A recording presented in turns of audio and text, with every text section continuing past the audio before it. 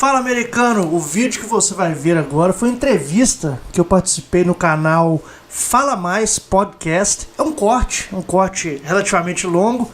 E se você quiser assistir o vídeo, a entrevista na íntegra, você vai lá, porque o link está na descrição aqui. Vamos ver se você gosta de conhecer a minha história, beleza? Bora pro vídeo. Então, cara, como é que você, de doutor em biologia, veio pro YouTube, né? Aqui onde que a gente tá agora, né? Não, mas é assim, né, cara? A vida... o que acontece na vida? É um negócio que é com todo mundo, tá? Às vezes a vida te vira do avesso. E aí você descobre que o avesso sempre foi seu lado certo. Eu costumo dizer isso aí, porque o cara fala assim, porra, velho, você é biólogo, você é doutor, você fez graduação, mestrado, doutorado, e hoje você apresenta vídeo no YouTube. Como é que é essa história toda? Eu falei, cara, tudo tem um motivo, né? Eu sempre gostei de moto, né, cara? Moto aconteceu na minha vida desde, que eu tinha 18 anos, tirei minha primeira habilitação de moto e... as coisas foram acontecendo, tive várias motos, surgiu a oportunidade de criar um motoclube aqui em Chapecó, né? Eu cheguei em Chapecó em 2014 para trabalhar. Trabalhei na universidade aqui da região durante 7 anos. E nesse período eu conheci... Professor universitário, dava aula no curso de biologia, dava aula no programa de pós-graduação em ciências ambientais. Estou meio perdido olhando para duas câmeras aqui, mas é normal. É porque o cara trabalha com vídeo, né, velho? Aí o cara não se solta, fica olhando para as câmeras. Onde é que eu tenho que olhar, porra? Onde é que eu tenho que olhar, Bonner? Essa aqui... Essa aqui não tô vendo. Não, essa nem aparece você, pô. Ah, beleza, essa é para vocês. Isso. Né? Ah, que fica cortando para um e para outro, tá certo. E aí, cara, veio o motoclube, veio a universidade. Na universidade eu dava aula no curso de biologia, no programa de pós-graduação em ciências ambientais. E eu vim para cá exatamente para trabalhar na universidade, porque eu me formei na Universidade Federal de Viçosa, que é uma universidade federal conceituada em Minas Gerais. E quando eu terminei o doutorado, eu consegui uma bolsa de pós-doutorado na Universidade Federal de Santa Catarina. Eu estava morando em Viçosa, que é uma cidadezinha no interior de Minas, cara, um negócio pequenininho. E falou, tem uma bolsa na UFSC, que fica em Florianópolis. Falei, mas onde é que é Florianópolis? Não sabia, Nem sabia. Não conhecia na a época, região sul? Não conhecia nada. Eu fiz biologia, não geografia, né? Pois é, não, assim, eu conhecia a região sul, mas eu nunca tinha vindo na região sul. Sim, Conhecia, claro. obviamente, eu sabia onde é que ficava a região sul. Né? Por quê? Não tinha tido a oportunidade de vir ainda, né, cara? E aí, bicho, rolou essa bolsa de pós-doc, na época eu morava em Viçosa, tinha uma Paraty 1996, motor AP a álcool. Você imagina. Aí embarquei os 2 cachorros que eu tinha na Paraty, os móveis que dava pra carregar eu coloquei. Liguei um GPS meia boca no celular, que naquela época... Sim. Pô, não naquela época, 2012, né? Já tinha celular com internet e tal. Mas não era igual hoje, né, cara? Você não conseguia ligar um GPS e usar um 3G, por exemplo. Aí fui São Paulo, Curitiba, e fui descendo, né, cara? Cheguei em Floripa, falei, caralho, velho, que lugar louco e tal. Desembarquei os cachorros, fiquei 2 anos morando em Floripa. Nesse tempo eu fui tentando concurso. Aí fiz um processo seletivo na universidade comunitária lá em Chapecó e passei. Aí fui para Chapecó em 2014. Quando eu cheguei em Chapecó, aí surgiu essa ideia de comprar uma moto. Tava sem moto há mais de 8 anos já, cara. E falei, vou comprar uma moto, tô ganhando a grana na universidade, tava solteiro, vou comprar uma motoca. E comprei a moto, conheci uns amigos e tal, conheci o pessoal que hoje é o pessoal do motoclube. Aí quando foi no ano 2016, 2 anos depois que eu tinha comprado a moto, nós fundamos um motoclube. E com o motoclube, aí que entra, né? A história demora um pouquinho, mas ela chega. Com o motoclube veio a ideia de montar um canal de motos que era exatamente para filmar os rolês que a gente fazia com o clube. Ah, vamos para Xanxerê, vamos para não sei aonde. Eu tinha um celular, eu filmava com o celular, não tinha câmera em capacete, não fazia motovlog, não fazia nada disso, né, cara? E aí eu colocava isso no YouTube para facilitar pra galera distribuir. Em vez de você mandar o arquivo, você mandava o link, né, cara? Eu falava, vou assistir aí e tal. E o nome do canal, na época, era Diário Custom Bike Riders, que é o nome do motoclube. O motoclube chama Custom Bike Riders, que na tradução do português fica pilotos de moto custom, né? Sim. E aí, cara, papo vem, papo vai, o canal foi crescendo junto com o clube e tal. E no ano de 2019, eu fui demitido da universidade. E aí eu fiquei assim, o que eu vou fazer da minha vida agora? Tinha o canal, Aí eu montei uma empresa de controle biológico de mosquitos, depois a gente pode chegar nesse ponto também. Uhum. E concomitantemente com a empresa, como eu tinha tempo extra, mais do que eu tinha quando eu estava 100% na universidade, full time, né? Eu falei, vou investir no canal. E aí eu peguei essa didática da sala de aula, né, que era aquilo que eu usava para os alunos e tal, e eu comecei a usar para não fazer motovlog mais. Eu fazia os vídeos dentro de casa. Aí veio a pandemia junto. Aí falando sobre motociclismo. Falando né? sobre motociclismo, mas sempre colocando viés de professor. Então, isso foi final de 2019, fui desligado da universidade. No início de 2020, quando começou a pandemia, eu falei, cara, eu não podia sair, ninguém podia sair, né? A gente ficou mais de ano preso, todo mundo dentro de casa. Não podia rodar de moto direito, né? Todo mundo ficou naquela noia ali de, né? E aí eu falei, vou fazer vídeo dentro de casa. Tranquei dentro de um quarto do apartamento, fiz um mini estúdio e ali comecei a jogar vídeo pra internet. Fazia vídeo, fazia os estudos das motos e tal. Falei, cara, esse negócio é legal e tal. E aí o canal, cara, naquela época tinha, sei lá, 500 inscritos. No YouTube. No YouTube. No início de 2020, e começou a ter um crescimento exponencial. Quando chegou no meio de 2020, já tinha uns 10 mil inscritos. Quando chegou no final de 2020, tinha uns 20 mil. 2021, quando chegou no final, tinha uns 40 mil. Hoje está com 60 mil. Olha só. Então ele deu aquele crescimento, aquela crescida exponencial. E o lance aconteceu por isso. Foi assim, uma coisa que não foi planejada de jeito nenhum, né? Mas eu acho que foi muito impulsionada por essa coisa que eu já tinha com a academia, né? Com essa questão de dar aula, com essa questão de pesquisa. Como eu coloquei isso nos vídeos, acho que o pessoal começou a gostar disso aí, sentir confiança, né? E sentir que não só era mais um cara falando de moto, mas era um cara que estava realmente pegando material de moto, principalmente material internacional. É porque eu tenho o costume de pegar as notícias internacionais porque elas chegam primeiro, né? Sim. Então, por exemplo, até uma revista brasileira pegá-la de fora, traduzir e mandar para o Brasil, passa dias ou até semanas. Como eu pego direto de fora, eu costumo antecipar muita notícia, né? Então, quando o cara solta a notícia de uma moto que vai ser lançada, eu já soltei no canal 3, 4 dias antes, até do que as próprias revistas especializadas de moto. Então, acho que isso deu uma credibilidade grande e ajudou o canal a explodir, né, cara? E é isso. Estamos fazendo essa parte aí. Tu percebe que com esse teu imediatismo de você ser, na maioria das vezes, o primeiro que traz esse tipo de conteúdo para dentro do país, tu vê se os grandes veículos acabam se pautando no que você traz já? Ou... Cara, tem vários casos de algumas reportagens aí que o pessoal cita o canal, que eles citam como fonte a minha informação. Ah, bacana. Principalmente quando traz de fora. Não é uma coisa que ocorre todo dia, mas pelo menos, sei lá, uma vez por mês eu consigo... E muitas vezes a gente não vê também, né? Que de repente depende de alguém te mandar, o cara não tá antenado naquilo ali. Mas pelo menos uma vez por mês eu recebo alguma coisa de alguma revista que citou o canal, que falou, que colocou nos agradecimentos. E você alimenta o canal com que frequência? Todo dia. Todo dia. Tem Hoje o canal virou uma fonte de renda, né? Hoje ele saiu de um canal amador e passou a ser um canal profissional. Você está vivendo disso, no caso? Estou vivendo do canal e eu também voltei para academia, voltei para ciência, né? Hoje eu estou com um projeto eles chamam de pós-doutorado. Eu tenho um projeto na mesma instituição que eu trabalhava, mas agora eu não sou professor mais, eu sou só pesquisador, estou trabalhando só com pesquisa lá. Então, metade do tempo eu dedico ao canal, outra metade eu dedico a essas pesquisas aí. Então, tem toda essa questão, né, cara? E continua andando de moto, né? Moto continua sendo o carro-chefe da história. Você falou que comprou uma moto quando você veio para Santa Catarina, Florianópolis, né? Depois para Chapecó, no caso. É. Você já tinha moto antes, então? Tinha. Eu comecei a andar de moto com 18 anos, né, cara? Quando entrei na faculdade, eu consegui um trabalho. Eu fui trabalhar de vendedor de cerveja na época e um dos requerimentos era que você tivesse uma moto.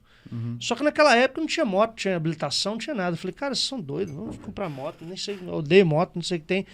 E acabei, cara, minha mãe falou, você vai ter que trabalhar vou comprar a moto. Comprei a moto, ela me ajudou e tal. E ali foi o início, né? Obviamente não foi uma moto de alta cilindrada igual eu ando hoje, mas foi o início do motociclismo ali. Mas tu comprou a moto pela necessidade, não por pela vontade necessidade de... do trabalho, exatamente. Ter uma motocicleta. Não, de jeito nenhum. Pela necessidade do trabalho. Só que aí, cara, eu comecei a gostar daquilo ali. E depois daquela primeira moto, eu nunca mais larguei moto até mais ou menos ali pelo ano de 2006, 2007, que eu resolvi comprar um carro. Não tinha carro, só tinha moto, na real. Aí pegou a Paraty. Não, não. Foi bem depois. Peguei um Uno, cara, um Uno fudidaço lá e... Bom, enfim, a história é longa, cara, a história é longa. Peguei um Fiat Uno e fiquei uns anos com ele. Depois eu peguei um outro carro. Aí só voltei pra... Sei que eu fiquei uns 8 anos sem moto, assim, mais ou menos.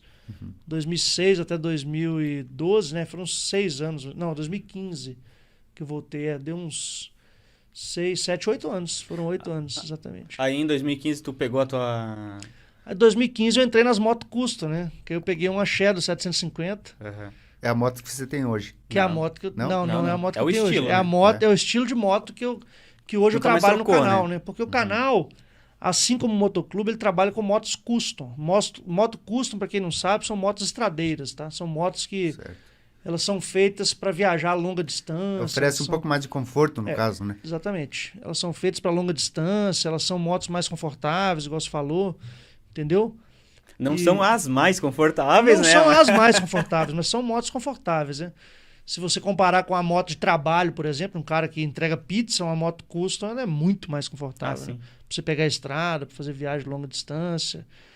Então, e aí eu voltei, cara, em 2015, e o negócio foi acontecendo depois daquilo ali, né? Aí foi aquele início da conversa, do Motoclube, foi bem legal. E aí, que moto você tem hoje? Ou quais motos? Aí eu entrei, hoje eu tenho uma moto só, tenho uma Harley Davidson, uma 1.700 e poucos cilindradas, que é a moto que eu uso para viajar, uso para fazer vídeo, uso para trabalhar. E tô feliz com essa moto aí, cara. Não sei se eu vou trocar. Desde quando você tem ela? Tem pouco tempo, essa tem uns 6 meses só. Eu tinha uma outra, né, era bem parecida com a que eu tenho hoje. Hoje é um pouco mais nova, mas é uma moto fantástica hoje. Eu curto o estilo, curto a moto que eu tenho. Não sei se eu gostaria de trocar de moto de jeito nenhum. E a anterior que você tinha, quem te acompanhou nesse boom aí que o canal teve no início, né, cara? É verdade. A Viúva, né? A Viúva Negra foi que acompanhou o boom do canal, com certeza. E aí você concilia, então, você está conciliando, Daniel, o canal, a atividade de youtuber, no caso, não? Com a atividade de pesquisa na universidade. É isso aí, cara. Eu trabalho com pesquisa na universidade, né? E a minha linha de pesquisa é o seguinte, a minha formação, como eu disse, é biologia, né? E eu fiz doutorado numa área que é chamada de entomologia. Entomologia é o estudo dos insetos, tá? Certo. Só que dentro dos insetos, quando você pensa em insetos, você está falando no grupo de organismos mais abundante do mundo. Quando você pensa em animais, 70% da biodiversidade de animais são insetos.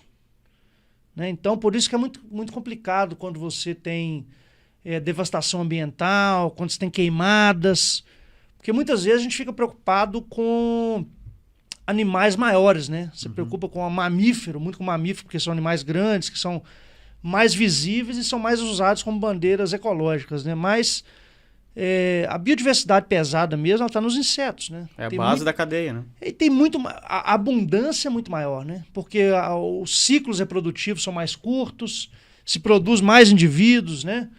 Então, os insetos são um modelo de organismo que precisa de muito estudo em cima. Só que a minha área é exatamente o controle de mosquitos, né? Eu trabalho com o controle do Aedes aegypti, que é o mosquito da dengue, né? E nós tivemos um momento muito ruim durante a pandemia aí, com os aumentos de dengue no estado, principalmente, né? Teve um boom muito grande, não só de casos de dengue, como também de infestação de mosquito, né? Não sei se vocês entendem isso aí. Uma coisa é o vírus, outra coisa é o mosquito, né? Sim. E o mosquito, quando ele se infecta, ele passa o vírus para a pessoa, né? E aí que a pessoa fica doente, né? Porque o mosquito, ele é o transmissor do vírus, né? Ele é o transmissor do vírus. Ele é um veículo do vírus. Ele é um veículo, né? É um veículo. Né? E não necessariamente os mosquitos estão contaminados com vírus, né? A grande maioria, na realidade, não está contaminado com vírus. Porque se tivessem, né, com a quantidade que tem de mosquito, tá doido. É isso aí. Só que quando você tem uma infestação de mosquito muito grande na cidade e você tem uma pessoa contaminada com o vírus, se aumenta a possibilidade dessa pessoa contaminar essa população de mosquitos e passar o vírus mais adiante. Se você tem uma população de mosquitos menor, esse caminho ele fica mais complicado, né? Sim. Então, as pesquisas que eu faço hoje não, né? Desde o início, né? Desde a época que eu trabalhava de professor também, porque assim, na academia não existe professor, né, cara? O professor ele é pesquisador. Sim. Ele dá aula porque a aula é uma parte do ofício, né? Mas o cara entra para a universidade principalmente os doutores, eles entram para fazer pesquisa. Sim. E no meio da pesquisa você dá aula também. Mas dar aula não é a atividade principal, não é de jeito nenhum. Né? Então a minha pesquisa, na realidade, ela é nessa parte de controle desses mosquitos. A gente trabalha com vários métodos alternativos de controle de mosquitos. Tá? Hoje a gente trabalha com... Nós temos bactérias que matam as larvas desses mosquitos. Nós temos produtos naturais, como, por exemplo, infusão até mesmo de... Como é que chama aqui? A erva mate do chimarrão. Então, essas plantas... O pessoal tem pouca noção disso aí, mas a base de inseticida, de remédio, tudo é planta, né, cara? Sim. Planta é a base de tudo, praticamente, né? É uma parte forte da alimentação humana, mas também é uma base forte para você fazer inseticida, para você fazer remédio também, né, para o ser humano e tudo mais. Então a gente tem toda essa linha de pesquisa ali que estuda esses elementos naturais e como que você pode aplicar isso para controlar mosquito, né? Porque o problema do Brasil hoje é que o controle de mosquitos é totalmente negligenciado e a doença também é negligenciada, ou seja, não se tem um controle efetivo no Brasil de forma nenhuma, né? É bem deficiente, muito deficiente. Até essa questão do Aedes aegypti, no caso, né?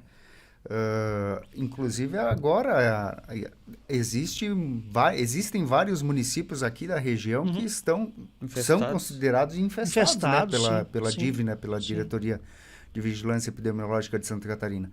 Então, claro, tudo depende também muito da condição da temperatura, né? Da estação do ano, né? Então, O verão é mais propício para o desenvolvimento dele. Acho que o Daniel diz aí que o país ele se preocupa mais em fazer campanhas de conscientização para as pessoas do que o combate efetivo da dengue, né? Eu vou explicar isso aí. O que acontece, cara? O que você falou tá super certo, tá? Os mosquitos eles proliferam mais no verão porque é uma época que você tem mais chuva e você tem mais calor, né? Porque o ciclo do mosquito é assim, ó. O mosquito adulto é a fase que transmite doença para você, tá? E só a fêmea que pica, porque ela precisa do sangue do mamífero para ela maturar os ovos dela ali, do ovário dela com os ovos, tá? Só que o mosquito tem a fase aquática, que é a fase de larva. Todas as larvas se desenvolvem na água. Então, no verão, você tem chuva, tá? Você tem recipiente espalhado no ambiente e você tem uma temperatura alta. Quando você soma esses três fatores, você tem um desenvolvimento de mosquito mais rápido do que em outras estações. Não quer dizer que ele desaparece totalmente no inverno. Porque se ele desaparecesse totalmente no inverno, chegar no outro verão, você não estava resolvido o problema. Estaria extinto, no caso, né? Então tem duas formas. Ou ele passa na condição de adulto, né? Onde ele movimenta pouco, porque está muito frio e tal, mas ele está ali dentro da casa, escondido num canto. Ou ele fica na condição de ovo. Ela bota o ovo e esse ovo fica ali sem eclodir até 1 ano. Quando chega o verão, o ovo eclode de novo. Então ele atravessa os invernos. No verão, você tem que controlar tanto o adulto quanto a larva, tá? Só que o que acontece? 90% da campanha de controle de mosquitos no Brasil, o pessoal recomenda que o próprio popular, morador da casa, ele faça o recolhimento de todos aqueles vasilhames que estão perdidos no ambiente, etc. A orientação que a gente vê, né, a grosso modo, assim, é não deixar a água parada. Sim, exatamente. Só que é o seguinte, quando você parte para o nível de cidade, imagina quantos pátios de residência você tem. Imagina quantos lotes baldios você tem. É humanamente impossível alguém vistoriar aquilo ali. Então, o controle ele já começa o falho aí, entendeu? Quando você tem esse tipo de situação, você tem que entrar com o quê? Você tem que entrar com o produto químico, o produto biológico, o produto natural, né, para você conseguir eliminar aquela população de mosquitos. Só recolhendo potinho, você não vai fazer. Primeiro porque as pessoas não fazem, né? Não é uma prática comum. Né? E mesmo que seja uma prática de educação ambiental, você não pode colocar toda essa responsabilidade nas costas da pessoa, entendeu? Isso pode ser usado como ferramenta. Então o cara assim, você pode dizer pro cara assim, você deveria fazer isso aí, e eu conto com você, mas você não pode colocar o controle todo em cima disso aí. Sim. Então, como não é feito a parte de aplicação de inseticidas, como não é feita a parte de controle natural, isso não é feito, tá? O Estado não recomenda fazer isso aí. A única recomendação que vem do governo federal, porque assim, ó, Os estados funcionam e eles são paramentados pelo Ministério da Saúde, que pertence ao governo federal. Então, a recomendação é conscientização popular. Então, você tem um aumento... Tá falhando aí? Tá de boa? É. Você tem um aumento considerável no número de mosquitos por conta disso aí, porque o sistema de controle é deficiente. E não tem o que fazer em relação a isso aí. Só durante a pandemia, pra vocês terem ideia, o nosso estado, Santa Catarina, tá? Ele passou de 1.200 casos por ano para, tipo, 18 mil. De pessoas infectadas. De pessoas confirmadas, casos confirmados. Por ano, no estado inteiro. Então, você imagina. Então, tem essa questão toda, né?